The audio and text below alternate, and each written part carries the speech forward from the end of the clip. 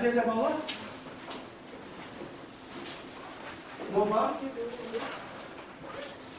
Yang? Aldi? Michelle? Haley? Chris Rhines?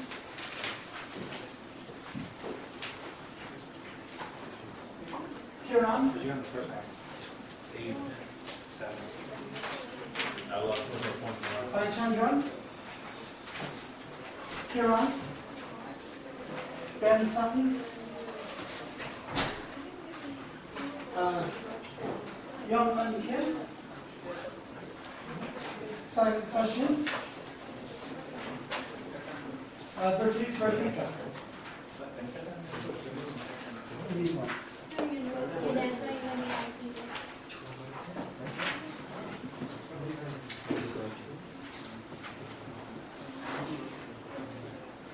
Oh, is there nothing with how much?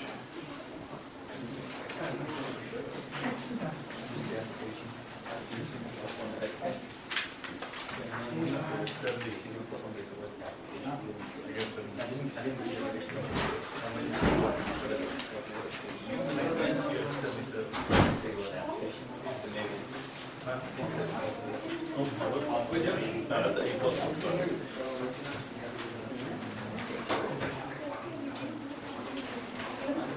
Yeah, 17.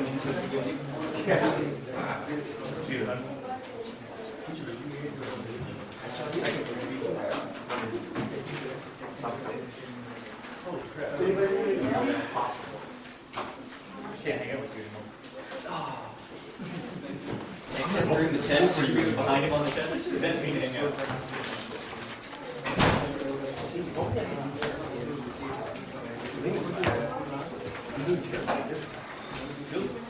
All right. 4368. Something wrong with you, man. No, not 4368. Oh, so yeah, okay, let's say you can't be grad, undergrad. Okay, so if I can explain the grading a little bit, the first thing I should point out is that I graded it on the scale of 30. Right, so a 30 is a perfect score. So that may alleviate some of your shock with something like a 20-something. Okay. There was a perfect score on the test, but mostly not because there was one tricky problem that was worth 2 points, and that was, I think, part C or part D of the part C, I think, of the last problem. And it said I gave you a solution, but it didn't. If you had substituted the wave equation, it would have worked, but it wasn't physical because it didn't satisfy all of the wave equation. It didn't satisfy all of Maxwell's equations. So you had to go back and you had to dig through and find the contradiction. I don't feel bad about that because it was 2 points, and I also hinted strongly that that was something that you should do after one of my lectures. So many people missed that point, and that's why I wanted to bring it up. It was not a terribly difficult test, except for the fact that I demanded a careful job on it, and so I graded accordingly. What I saw with many people was they didn't adequately read the problem. So if you look at problem 1, I asked for a description of each of the fields and then how it fit in, and then its role, and so on. And so I got some very, very beautiful essays about Maxwell's equations and all the boundary conditions and all this other stuff. But if you had read the question, it should have structured your short essay. Okay, so and I know it's hard because you haven't really seen a lot of those types of questions before. Another reason why I wanted to do it. Okay, the format. This is not quite the style of the final. The final will be more, probably what you might call more traditional. Okay, it'll be more questions. And I'll also point out that on the final you'll have 1 page of notes, and you'll be required to turn in that 1 page of notes. Okay. So, all right. If you walked in late, I handed out the exams, and I'll hand them out at the end of class. Okay. I'll get them back to you at the end of class. But there's the grading distribution on there as well. Okay? All right. I know that you guys have not been thinking antennas for a week, maybe longer, right? So what I wanted to do is I wanted to just very briefly get us back in the mood, away from the exam, and back into the mood of antennas. And so what I thought I'd do is I thought I'd go back through the notes just a little bit to kind of get us on the same page of where we started with antennas and where we are now. And then when we go forward, it'll sort of flow a little bit better in your own minds after that horrendous experience of the exam and then the weekend of not knowing. Right? Okay. So we started where we should have started, which is right back to Maxwell's equations. And the way I'm putting it is J is now becoming the star of our show. So the field J is formally as a current density. If I think in terms of a wire antenna shaped in some funny manner, that's a metal antenna that's shaped to support a current flow. And you drive it so that it forms, that current dances along the metal shape in time, at a particular time of frequencies. And so J is the forcing term that gives rise to an E and an H. Okay? To calculate it, our roadmap, and we're going to follow this today, we're going to follow it on Wednesday and probably through next week through several different examples. Our format is to go from our forcing term J to the intermediate variable, the vector potential A, and then from A we're just a quick derivative away from the H, another quick derivative away from the E, and E cross H is S, and very often in many antenna problems, you wish to know what the power distribution, or in fact just whether any power, gets from your one antenna to another antenna. So this plus Poynting's theorem is the format for a link budget for any kind of radar or communication system or measurement system, metrology system that you have. Okay? And this holds, by the way, all the way up from DC to daylight, all the way through the frequencies spectrum. Okay? One of the complicated things about it is the geometry. Okay, and so I'm going to try and be good with the geometry. A finite shaped or a big shaped antenna doesn't have any one point on it that I can call my origin, and I'm interested in knowing the E and the H and the S at any particular observation position, in general, near or far from that antenna. And so I have an arbitrary origin. I have the vector little r that goes up to my observation point, P. I have the vector r prime that goes to some point on the antenna. And what will happen with this r prime is this r prime will traverse and travel all over the antenna. So what we're going to do is we'll sweep r prime through so we capture all the information of the antenna, not just one particular volume, but each and every little volume element, dv prime, for the prime of the coordinate system. And then the physical coordinate system, the propagation coordinate system, the coordinate system that the antenna and the position care about is the capital R vector that connects dv prime to p. Okay? So we'll move p around, we'll move r and therefore dv prime around, and we'll get the full expression if we can do that difficult integral. Okay? And notice this, we're going to make use of this today. R is equal to r prime plus capital R. So this I can get from my origin to P directly through R, or I can have a stopover in Atlanta, R prime to capital R. Okay? We started our roadmap to try to understand what A was in terms of J. And so we started by thinking in terms of what V was. We almost got there. We almost constructed A, but then we found out that there was a propagation delay between the antenna and point P, and that propagation delay leads to a phase shift, constructive destructive interference of our waves. We're going to see that in more detail in tonight's lecture, but that phase, even a very small amount of phase shift between there and there, can lead to a tremendous difference in whether or not I have a positive or a negative or constructive or destructive interference of my waves out here at P. Okay? So we argued for this retarded potential, this delay, this propagation delay. We argued for that based on the fact, well, hey, it takes 8 minutes or however many minutes to go from the sun to the earth. We better take that into account. It's not instantaneous. But what we're going to find is this small, even a small delay can impact whether two waves line up on top of each other or offset from each other and almost subtract out from each other. So it's a very, very interesting, it's a very much more subtle effect. This retarded potential is much more subtle in its manifestation than we originally thought of, and that's something that's going to come out in today's lecture.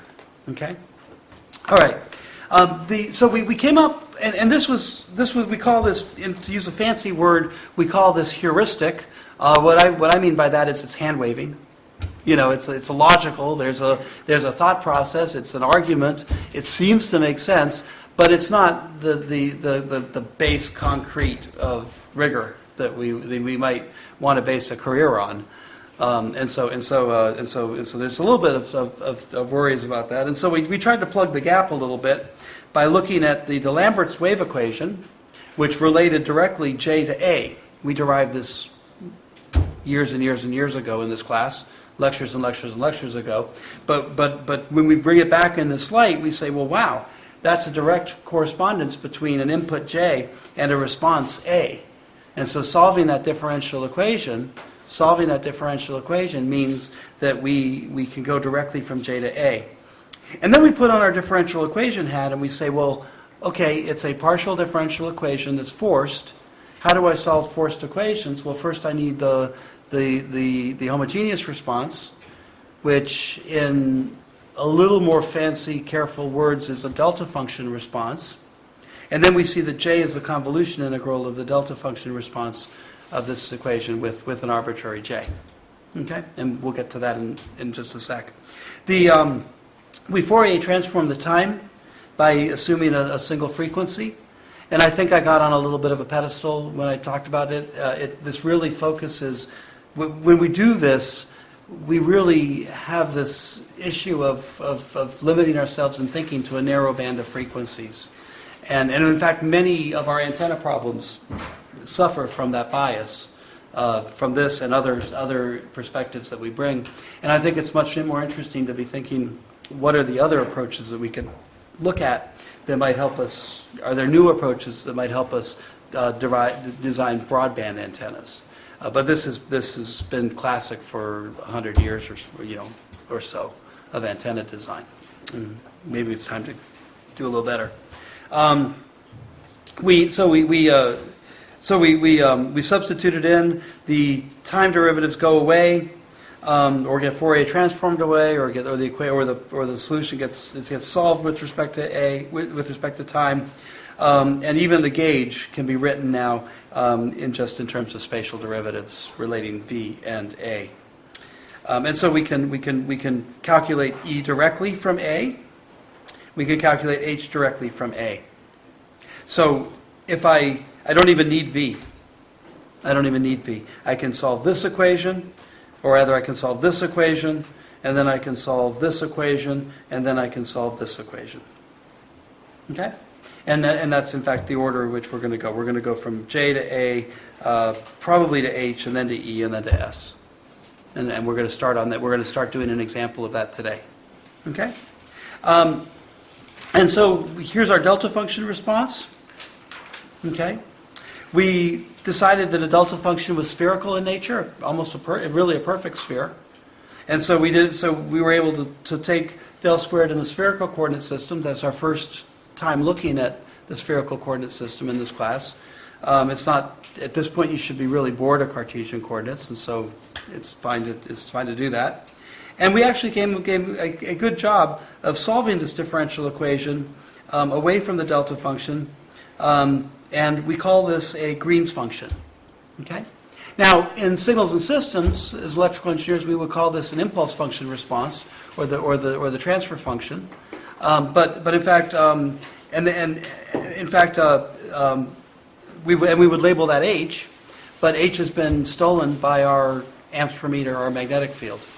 And so we pay homage to Green, who came up with this in this context of partial differential equations. This is a Green's function. It is nothing more than a delta function response. And therefore, the response vector A is the convolution between the specific J and the general impulse response function, or the Green's function response. Okay? You will see the word Green's function all over partial differential equations, and as electrical engineers, you should be thinking of that as a delta function response and therefore convolutions, and that will help you greatly get into all kinds of mischief with partial differential equations. Here's how we derive that more formally. We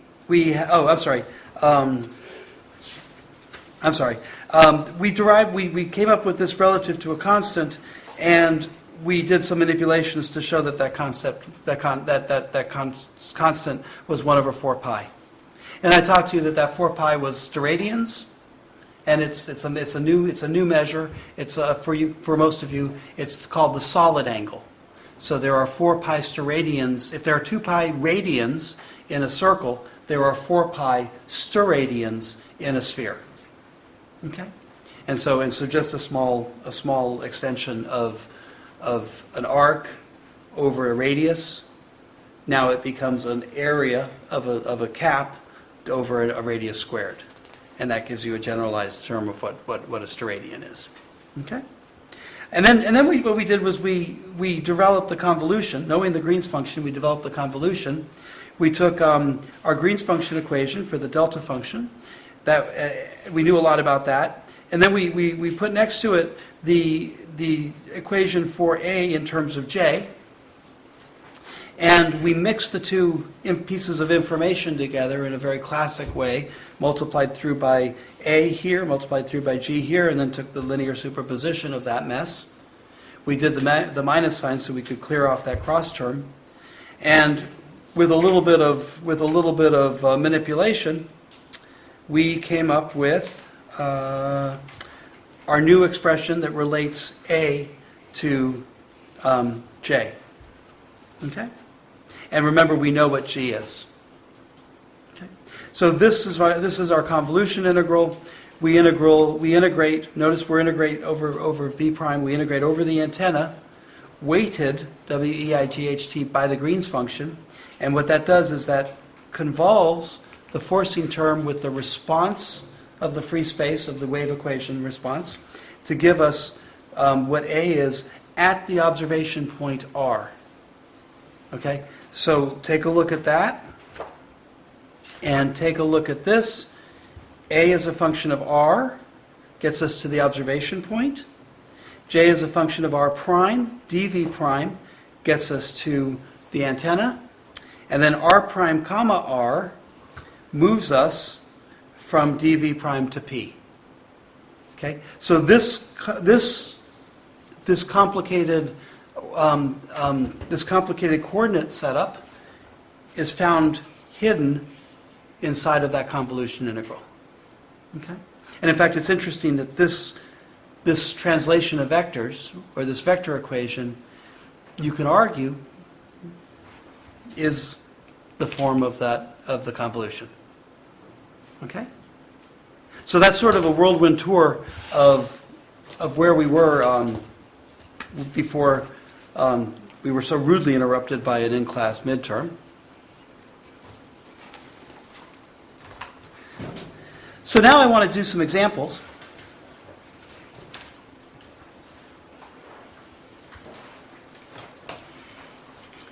And the example that I want to do tonight is the far field approximation.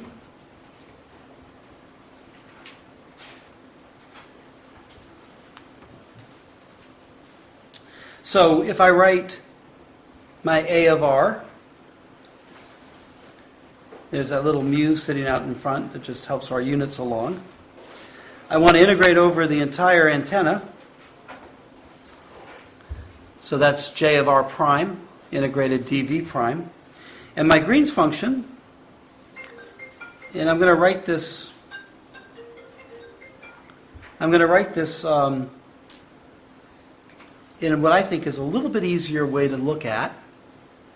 And that's instead of using that R prime notation, which we'll get back to in a heartbeat, don't worry.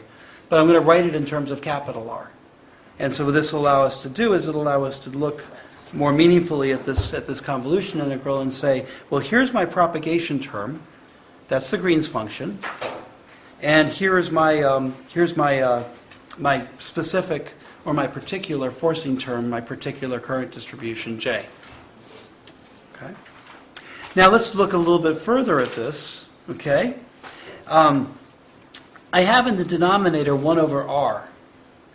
And so what happens is this field will decay with capital R.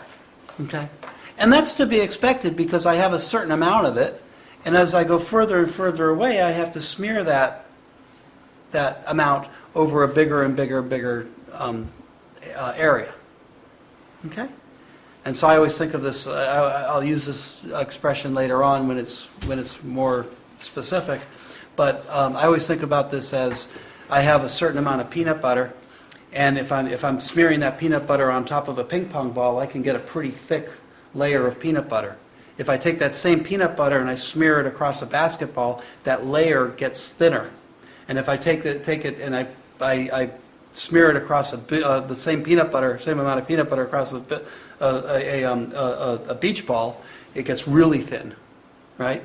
So that's to me, that's what I think of peanut butter and basketballs when I see this 1 over R. Okay, and I know 5 years from now or 50 years from now you'll think the same thing. Now that I've given you such a visual image of that. All right, never mind. This capital R here is interesting. We want to look at that a little bit differently. It's particularly in light of our argument for this this thing far field. I want to be far away from the antenna.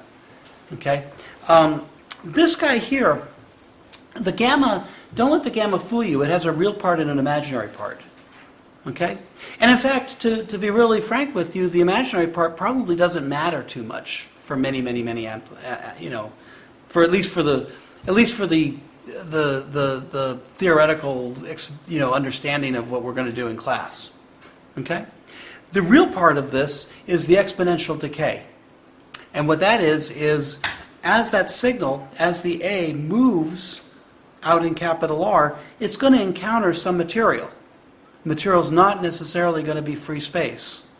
It's going to encounter if it's a cell antenna, if it's a cell phone antenna going to the base station, it's going to go through walls, it's going to go through water, it's going to go through pollutants in the atmosphere, and it's going to all those atoms, all the molecules that it talks to, could rob some of the energy from it. And that's what's going on with the real part of that gamma. The imaginary part of that gamma goes right back to the omega t. It's the oscillation. It's the K. It's the KZ. It's the oscillation part of it. It's the sinusoidal dependence, and that's very important because that sinusoidal dependence is going to change for every position of R prime, and remember what I was talking a moment ago about phases. That's where that happens. The phase term here is going to be, a small shift in phase can make a big difference adding up, whether I add that up constructively or destructively, right? In phase or out of phase. And so that's kind of an interesting point that we want to keep in mind when we look at this far field approximation. So capital R, well, let me actually draw my antenna abstractly, the R prime to a certain point on my antenna, the capital R to an observation point, and then my little r connecting up to my observation point. And if I do the dot product of R prime, this is a nice coordinate system, so there's a unit vector, A sub r, along this line here. Okay?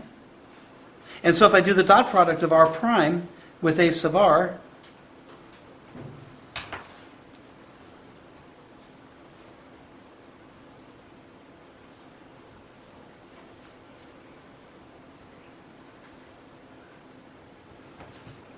I get this little piece right here. And if I squint my eyes, this capital R is about the same as that little r. Okay? So I can write my capital R as approximately equal to R, that's this guy equal to this guy, minus this little bit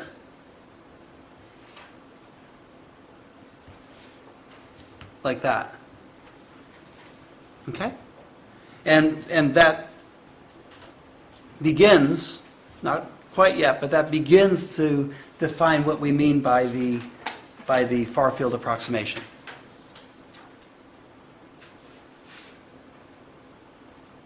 Okay? All right. So now we go back to our convolution integral.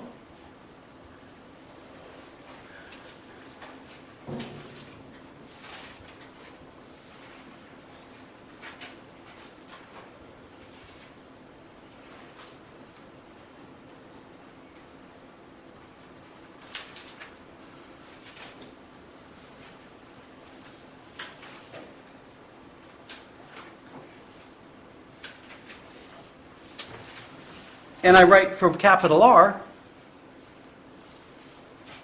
I write my R minus R prime dotted with R. And you see that I have this in the denominator, and my exponents break up differently than my denominator, right?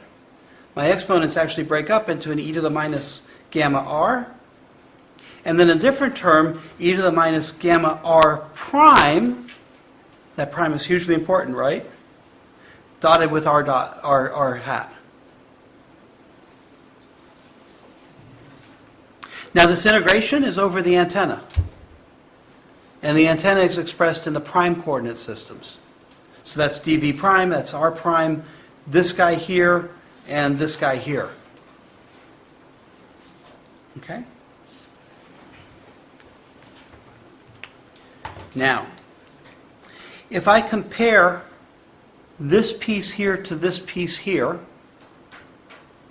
I'm going to say that this is small relative to R.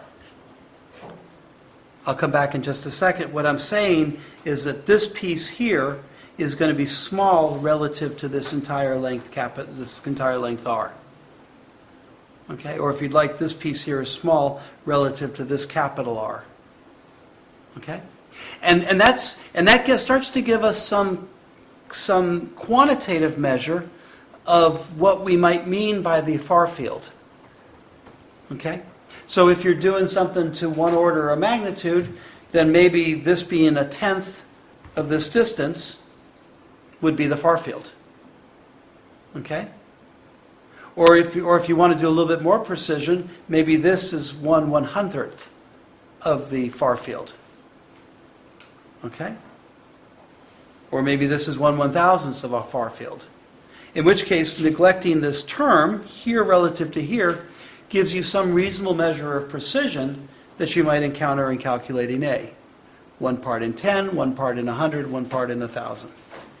Now, if you think about it, right, the distance to a base station is kilometers, right?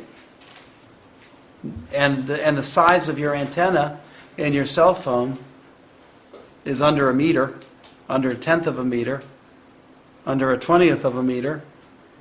And so the distance between here to here, relative to the distance to the antenna, to the base station, certainly fits this far field approximation, this small relative to R.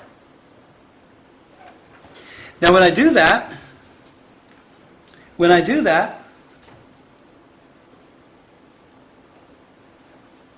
there's my mu.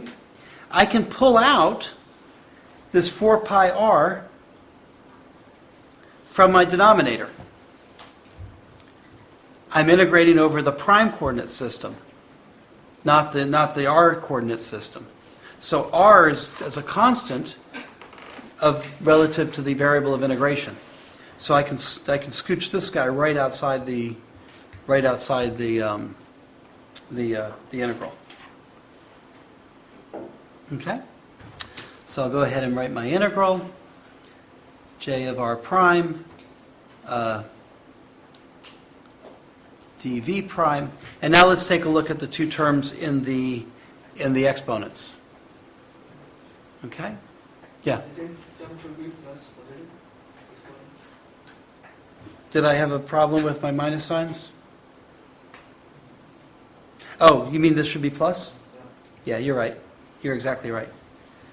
That's okay. I'm going to slip it under the rug in just a heartbeat anyway. I'm going to pretend I know something about it. But you'll see. Okay? All right. So this guy here is the coarse oscillation and the coarse decay from cell phone to base station antenna. Okay? And you'll notice that this is not a function of r prime. This is just a function of r. Okay? So I'll go e to the minus gamma r here. I'll pull this term out from the integral. Now, in the denominator, we said that this r prime dotted with r is small relative to r. In the numerator, we know it's small. But it's not small with respect to anything else. We know it's small, but we can't compare it to anything. It's not 1 part in 10, 1 part in 100, 1 part in 1,000. And further, there's an imaginary part to this. And so a small shift here will swing me from -1 all the way up to 1.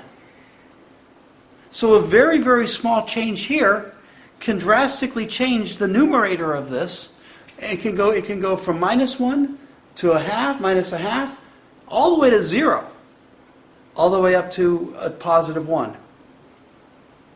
So this guy here is negligible relative to this. This guy here owns the integral. It goes all the way from, it can either exist or not exist. It can null it out if need be. So this term in the numerator is very, very powerful. Okay? And it makes for a very interesting design parameter, the phase of the system. Okay. So here's what I have once I apply my small far field approximation. Let me clean this up just a touch. Okay. Any questions about that? Okay. All right. Now, I told you I was going to sweep that positive sign under the rug, right? If I may, it's a nice thing to do.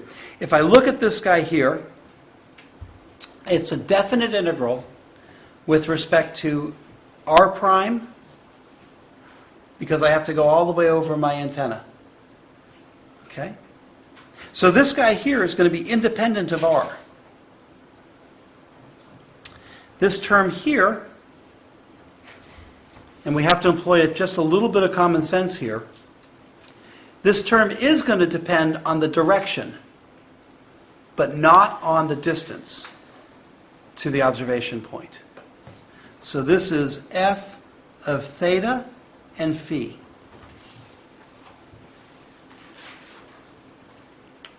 Okay. Now think about a dish antenna, or heck, think about a flashlight, right? A flashlight has that nice parabolic dish inside of it. Well, if you're in a dark room, it sure as heck matters where I point my flashlight, right? That's the movement of theta and phi. That's the movement of theta and phi. So the pointing of the antenna, the alignment of the antenna, the pointing of the laser beam pointer, the pointing of the flashlight, that's governed by this integral here. The other propagation is governed by this term here. So you'll see that this is a function of r, and this is a function of theta and phi. The far field approximation acts almost like a separation of variables. It acts to separate out the angle components, theta and phi, in the spherical coordinate system from the distance r away from the antenna. And again, I keep going back to that afternoon that I got years and years and years ago that I got invited to this very, very nice lake house out somewhere in East Texas. And the reason I was invited was I was an electrical engineer, and the guy wanted to install his antenna, his cable, his dish antenna for his weekend home watching of the Cowboys games. And so I was sitting up on the roof trying to align this receiving antenna to this speck of a satellite I couldn't even see, while my buddy John was downstairs yelling, "A little bit to the left! Look, oh, you got the signal! Oh, you lost the signal!" I made it. It was a fun couple of hours. Now the feedback loops are so much better and so much easier, and the detectors in the arms of those antennas are so much more powerful. Did you ever see the old school huge antennas and wonder why they were suddenly be able to replace with the small one foot antennas? It's because of the gallium arsenide receiver technology in that tune. But in doing so, you have a sharper focusing angle, which means your angular sensitivities, that's this term here, become much more important. Okay? All right. So this is the formal setup, and this is what I mean by sweeping it under the rug. What we're going to do in the far field approximation is we're going to solve for a class of antennas. We're going to solve for all antennas in the far field, far away, and we're going to do so in a way by saying, well, here's the functional dependence in R. Now, your specific antenna may have one f of theta and phi, and your specific antenna would have maybe a g of theta and phi. Okay? And so maybe you guys are selling antennas, right? And in the far field, this part of your antennas are going to look exactly the same. But your antenna, you're going to tell me, is better because of this term in your design, and you're going to tell me, no, your g of theta and phi is better than hers. Okay, so antennas are differentiated in the far field by this f of theta and phi term. Okay? And if I know that f of theta and phi, maybe I measure it. Maybe all I do as an antenna designer is cobble it all together, with some manufacturing process, and then I figure out a way of characterizing f of theta and phi, and then I publish a catalog of 10 different f of thetas and phis and call that my line of product. Right? Maybe what I do is I do some sort of design, and then I realize that design by a manufacturing process, and I have an f of theta and phi that I know, that I calculate should be looking like this, but by the time I get through my fabrication process with all the tolerances and all the errors, I might as well have just cobbled it together and gotten. So you pay for precision, right? And the precision part of it goes to there. And it goes to there in two ways. It goes to there in terms of J, and it goes in there in terms of this very, very important phase term. Okay? So a small shift in the curve of my antenna, or the extent of my antenna, may change J a little bit, and will certainly change the phase term. Okay? So I don't want to underestimate. I don't want you to forget that this is both an amplitude and a phase response mixed in together into that. So when you design an antenna, when you try to come up with an f of theta and phi, you've got the knobs of exactly where of a phase, or you've got the knobs of putting more power at a certain spot. Okay?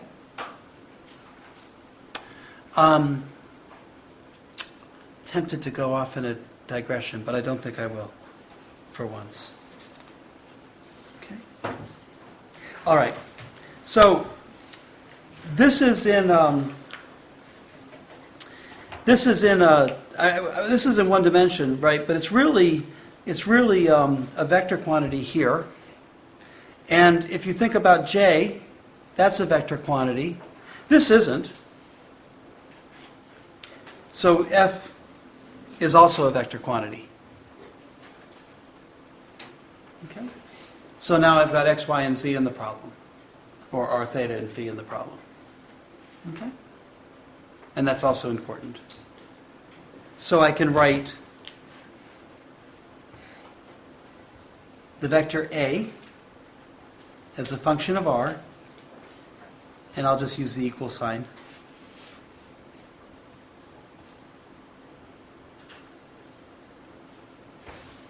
and I have an R component of F. I have a phi component of F, and I have a theta component, of F.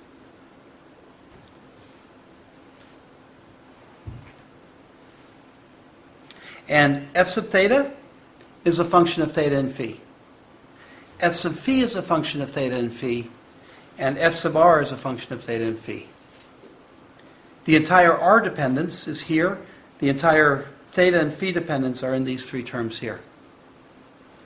I keep harping on that because this is as good a formulation for A as I need to move along to H. And moving from A to H means that I do what?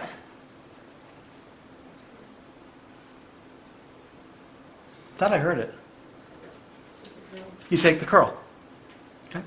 So I have a function. I have r, theta, and phi, spherical coordinates, and I have r, theta and phi, theta and phi, theta and phi, spherical coordinates for my dependent variables. Okay. So H is equal to 1 over mu times the curl of A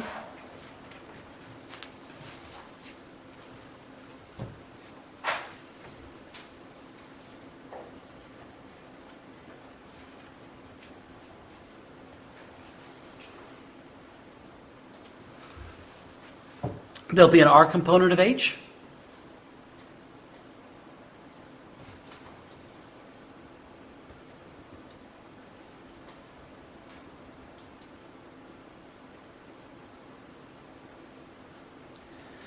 There'll be a theta component of H.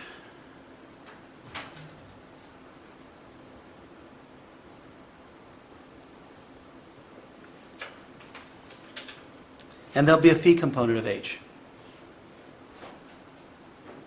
Is that okay? So I'm going to tackle each one by one. And this is easy, but it's a lot of paper. Right? It's a lot of writing things down. So, one by one.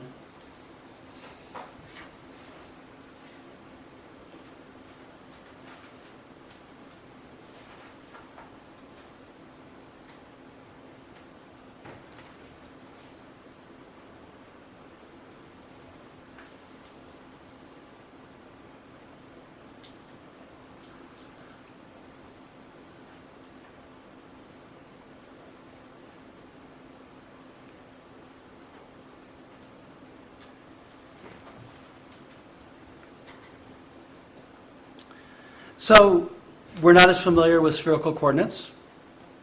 Every time I pick them up, I pick up a favorite book.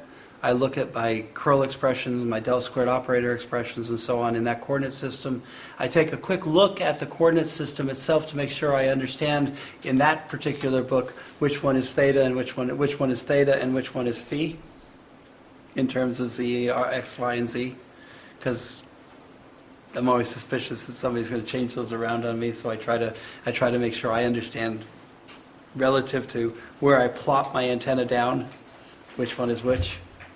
Okay, and so this is just merely the curl expression in terms for theta and phi. And notice that there is some semblance to the x, y, z coordinates. This is the r component, and it operates on the a phi and the a theta, the other two perpendicular components. And it asks for basically a derivative with respect to theta of the phi component and a derivative with respect to phi of the theta component. Okay? And then there's a bunch of garbage, salad dressing floating on in there. The special sauce, the lettuce and tomato on your hamburger and stuff floating up in there and there, just to make sure units are right. And really what's going on there are projections. Those are projections of the coordinate system onto the sphere that we're working on. Okay? But at this point we can now just, sort of plug and chug.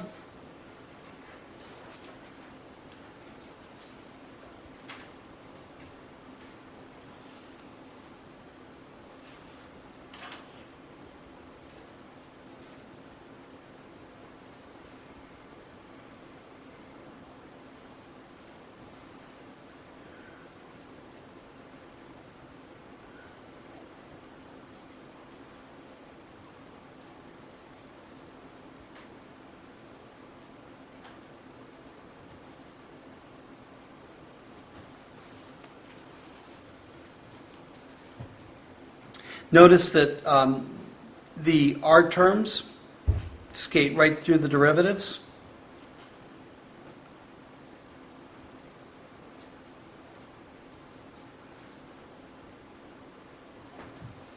Notice that I have a 1 over r from the Green's function, and I have a 1 over r from my coordinate system, the curl in that particular coordinate system. So notice that my waveform is e to the minus gamma r over r squared. And then the rest of the theta and phi dependence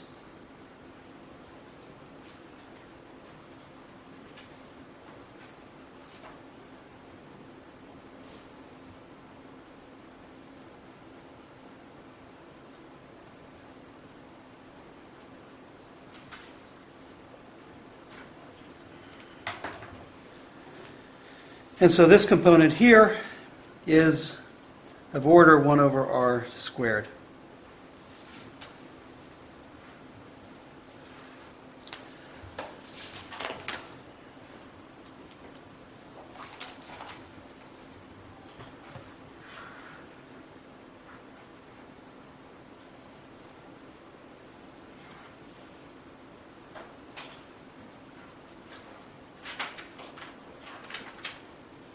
Okay.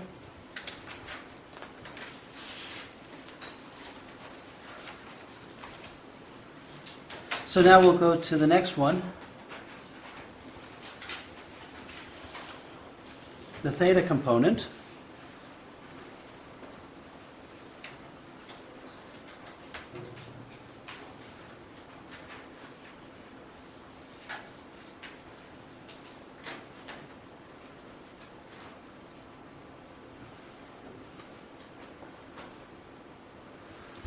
And the theta component will have a d by d phi and a d by dr, and it will have the AR and the A phi exactly where you might expect them. And then there's a bunch of other paraphernalia that floats out in front to take care of the arcs and the projections that we would have in the spherical coordinate system for the curl. Okay. And I want to draw your attention to this particular exchange of that. Okay? So it so happens with these arcs and the projections that for the phi component, a sub phi gets multiplied through first by r, then the d by dr, and then it takes away that 1 over r. Okay? So that's something that's a little different than what we had before. This multiplication by r. Okay, let's keep going.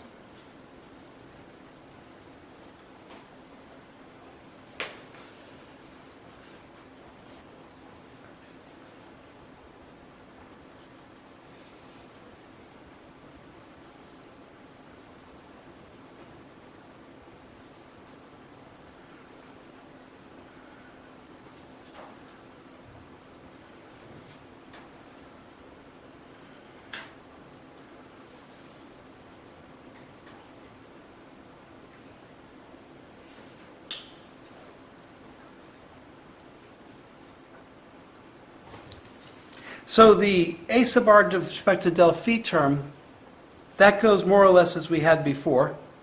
The e to the minus gamma r over r skates right through that angle derivative. And so I have a mu e to the minus gamma r over 4 pi, picks up another r here. I have a 1 over r squared term there. I have a 1 over r squared term for this guy here. But this r here cancels with the 1 over r of the Green's function. So that now when I take d by dr, all I do is I pull down a minus gamma. The r dependence is put back in by this r here.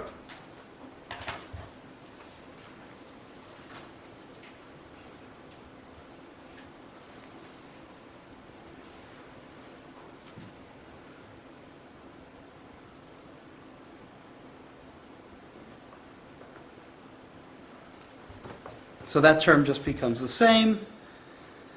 This term here, f of phi over 4 pi r, pull down a minus gamma, and then the e to the minus gamma r. So this term is of order 1 over r squared. This term is of order 1 over r. If r gets big, which one of these terms is stronger?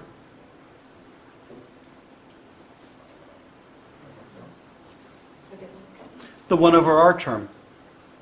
If I go very, very far out in r, this decays quadratically, this decays 1 over r linearly.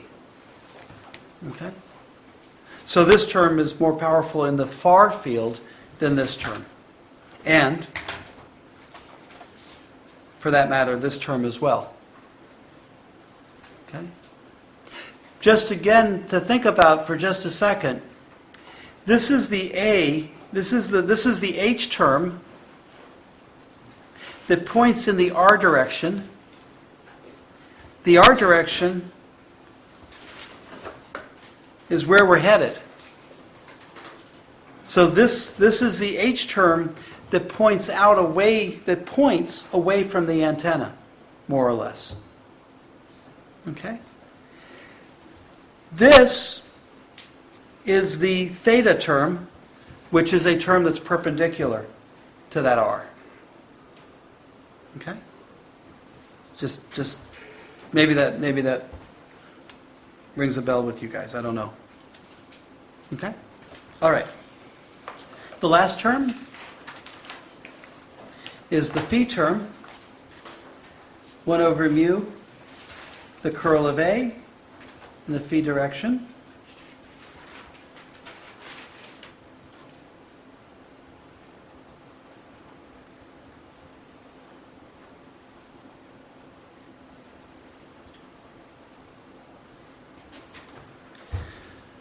So I've got a del AR, del theta to get the phi term. Nothing special about that. I hit it with a 1 over r thanks to my curl formulas. But then I also have a d by dr of a sub theta to get me my phi term. And here I have that exact same r pre-multiplier and then a 1 over r afterwards that I had before. That's exactly the same kind of mathematics that led to that 1 over r term instead of the 1 over r squared term. The reason that's this multiplication by r manifesting itself in that. And so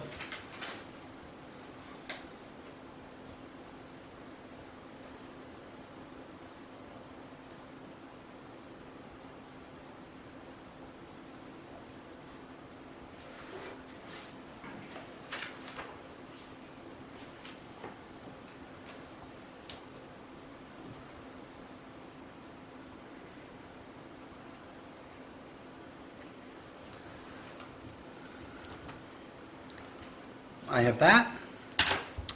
Notice the canceling of that r with that r. So when I take the derivative of this, I just pull down a minus gamma. So this will equal f of theta times a minus gamma over 4 pi times an e to the minus gamma r over r minus an e to the minus gamma r, 4 pi, r times r is r squared, and then del f of r, f sub r, del theta. And so this is of order 1 over r squared, this is of order 1 over r. This guy beats this guy. I have, if you're doing the counting, I've calculated 6 terms, 2 each for each direction. 4 of those terms, 2 left over, are 1 over r. 4 of those terms are 1 over r squared. Okay? So we keep that term. We keep that term. And our far field H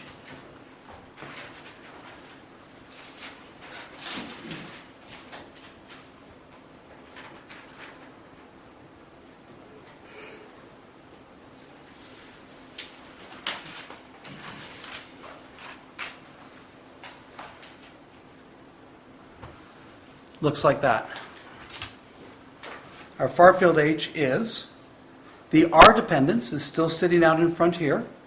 It's gamma e to the minus gamma r over 4 pi r. Inside, the theta dependence is sitting here, and that's f sub phi of theta and phi. And that points in the theta direction, minus, I like that minus sign. Remember, it's an H field. Something nice and comforting about that minus sign in the H field. F sub theta, a sub phi. And f sub theta is, again, a function of theta and phi. So we neglect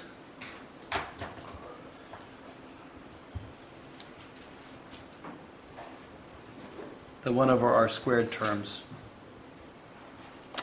And that's what we get. Okay? We've gone from J to A to H. We're moving down our roadmap. The next one will be E. We can get B and D if we want. Next one will be E. And then we'll get S. The power flow. Okay? So really, to me, that's a very pretty expression. Now, you have a choice to make for you guys, right? You want to now move on to E. Okay?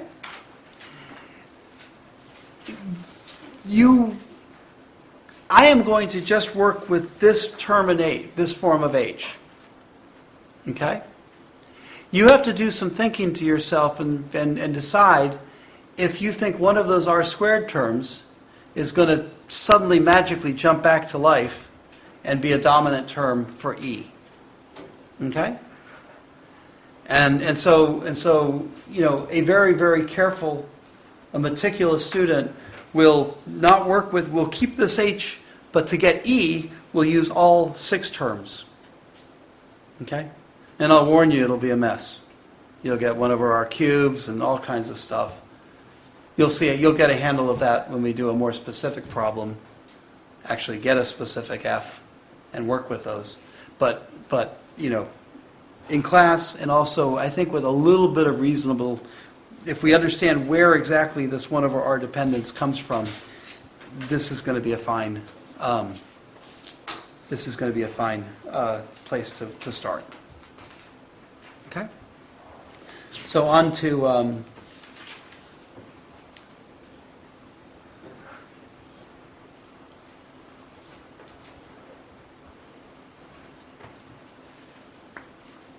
Okay, there's Maxwell's equations, right? Here's an H. This curl of H should tell us something about D, right?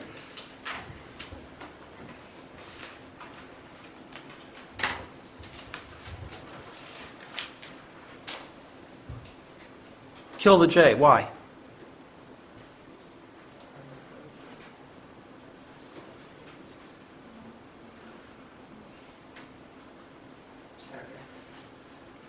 Nothing static about an antenna. Absolutely nothing static about an antenna. The gigahertz signal on my cell phone is static? No. We're in the far field. We're in the far field, but it's an antenna problem. J is king, right? J, I just got through saying J is paramount. So why being in the far field means that I can neglect J. Because there's only current on the antenna. There's only current on the antenna. The antenna is sitting in my pocket, and the base and the observation point is several kilometers away, and that J doesn't reach on out to that. Okay. Now, that's the case. Even that we have to think through just a second. Okay. If I'm actually sitting on the antenna, the metal base station antenna, there will be a current there. So one way around that is we're going to hop just a millimeter off that antenna. So there's no, we're going to pretend that antenna isn't there. Okay. The second thing is, remember this is a transmission system, and so the current there has been the field has been beat up. We put our antennas as far away as possible, right? In order to conserve metal, in order to conserve cost of concrete, all this stuff. So we put our antennas very, very far away. So the amount of current that's actually induced on that antenna is minuscule, which means that antenna won't reciprocate back, reflect back, rebroadcast back to the cell phone when this one's talking. Okay? That's kind of the arguments that we can go through, and we should, when we just blithely draw a line through that J. Okay? So we can get rid of J, but again, we want to think through and be able to understand the reason for our math. Does this d by dt bother us?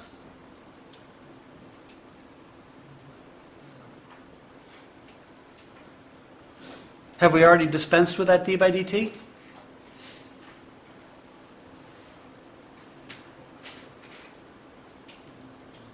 Do you remember when we took the Lambert's equation and we Fourier transformed it in the time? E to the I omega t? That's there, right there. So this guy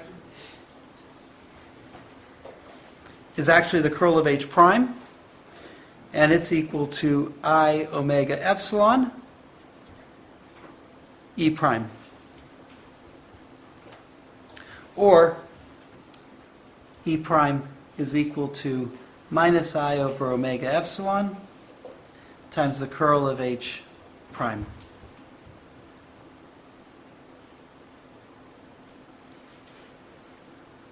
Okay?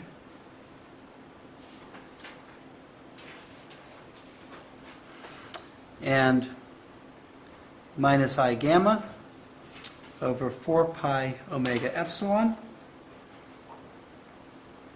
times the curl of the Green's function part of my H, my R dependence of my H, and the shape factor, or the directionality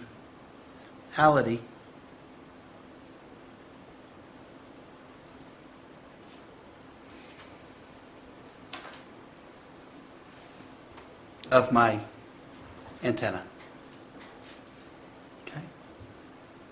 And I know all of you are mad at me and you want me to keep all 6 terms. And I know you're going to go home and you're going to add the other 2 terms into that, other 4 terms into that. But your paper is going to be much bigger than my tiny little paper. But also it's a reason. If you think it through, it's not horrible. All right, so we're going to have an E sub R. We're going to have an E of theta. We're going to have an E sub phi. I'll remind you again that H points in theta and phi. It does not point in R. So it points perpendicular to the direction of the flow to the antenna, right? And similarly, this E is going to have an R, potentially an R component, a theta component, and a phi component. And I'll let you start thinking about which one of those is going to go away altogether. And then I'll let you think in terms of the other 2 and how those might relate to the H. Okay? But let's just turn the crank and see where we get. Okay? So E sub R is equal to minus I gamma over 4 pi omega epsilon times 1 over R sine theta minus del by del theta. And what you can do is go back in your notes and make sure that I'm using the same curl formula, that you recognize the terms of the curl.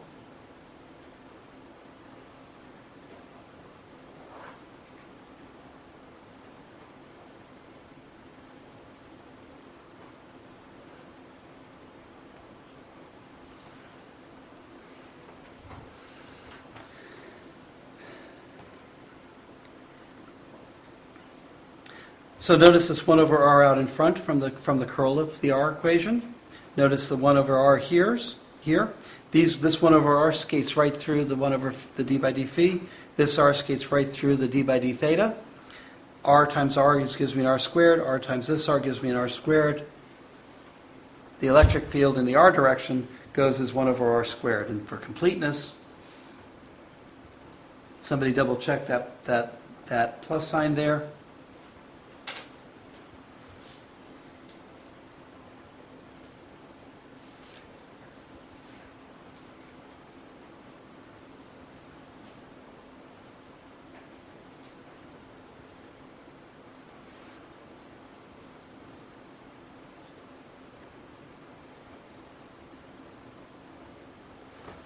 Okay, and then because of this d by d theta of sine theta and f sub theta, I actually have a third term in there.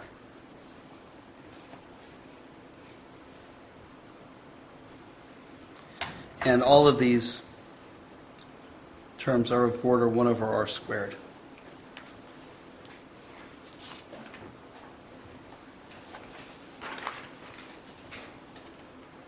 Okay.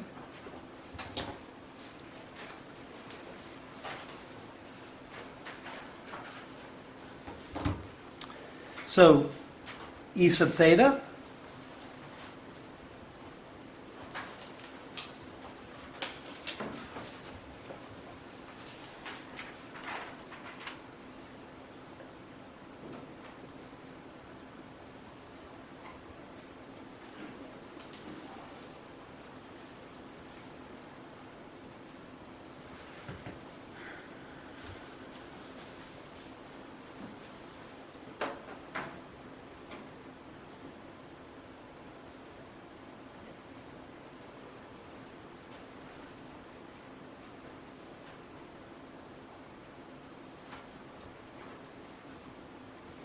So the theta term wants a d by d phi of h sub r and a d by dr of h sub phi, h sub theta.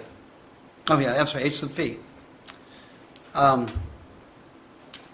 In our approximation, h sub r we've neglected.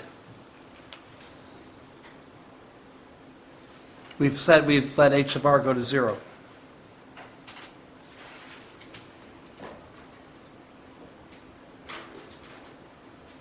Notice also that I've got the same r and 1 over r in my d by dr term here.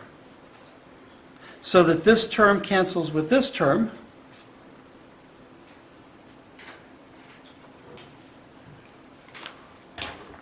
And I'm left with E sub theta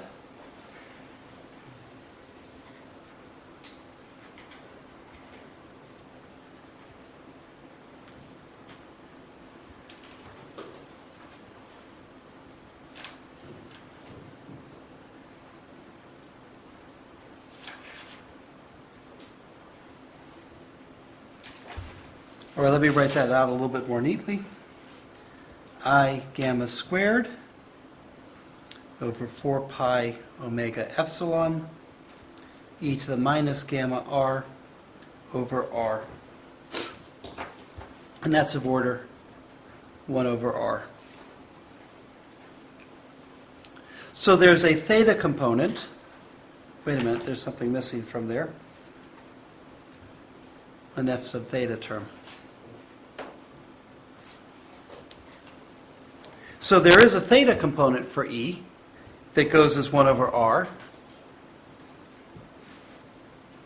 And its shape function is f sub theta.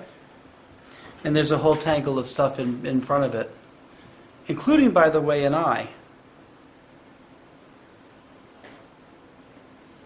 Okay. We'll come back to that in a sec. E phi, 1 over r, del by del r, minus I gamma, 4 pi omega epsilon, r, e to the minus gamma r over r, f of phi, and then the h sub r term there again goes to 0.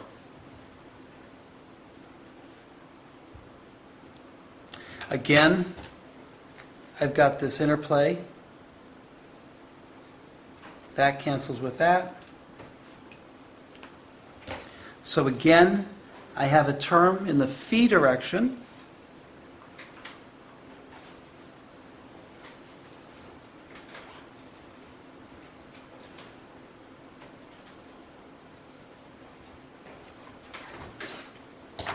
And again, a surviving term that goes as 1 over r. And my electric field in the far field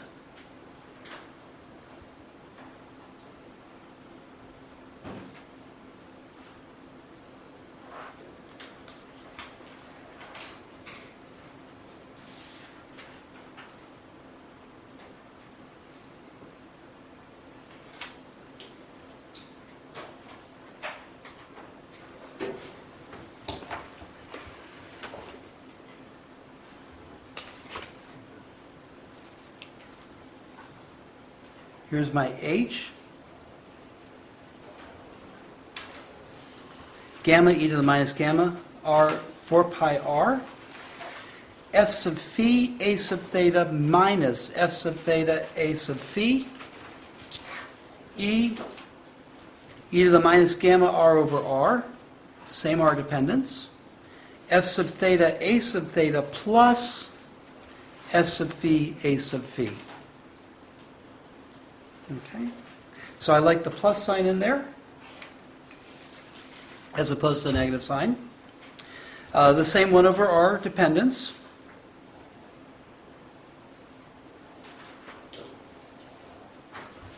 I have a gamma squared of 4 pi omega epsilon. You can imagine that because we have to shift units from A to H. H is in amps per meter and this is volts per meter. So you can imagine somewhere buried in there is going to be the impedance of free space. Gamma is going to have K in it or beta in it, depending on what you like. And someone talked to me a little bit about that I. The I wasn't in the H, right? Yeah, there wasn't an I in the H. It came from that d by dt term, right? So what does that I mean? Pardon? Yell. Well, we don't know that yet. You're right, it will be. But that's found by the thetas, the plus, and the phis. Okay? You're right, but I'll show that next time because I'm running out of time. But what does this I in front mean? What does an I always mean? Thank you. I is always phase. Right? You're absolutely right. I is completely imaginary. It doesn't exist. It's complete. You can't count with it. There's no way you can show I on the oscilloscope other than a phase shift. So what that I means is that the rise and fall of the electric field are out of phase to the rise and fall of the magnetic field. Okay? When we come back, we'll start with E and H. We'll get S. We'll also show exactly what your intuition tells you, which is E and H are going to be perpendicular. And think about it, E is pointing somewhere in the theta phi plane, H is pointing somewhere in the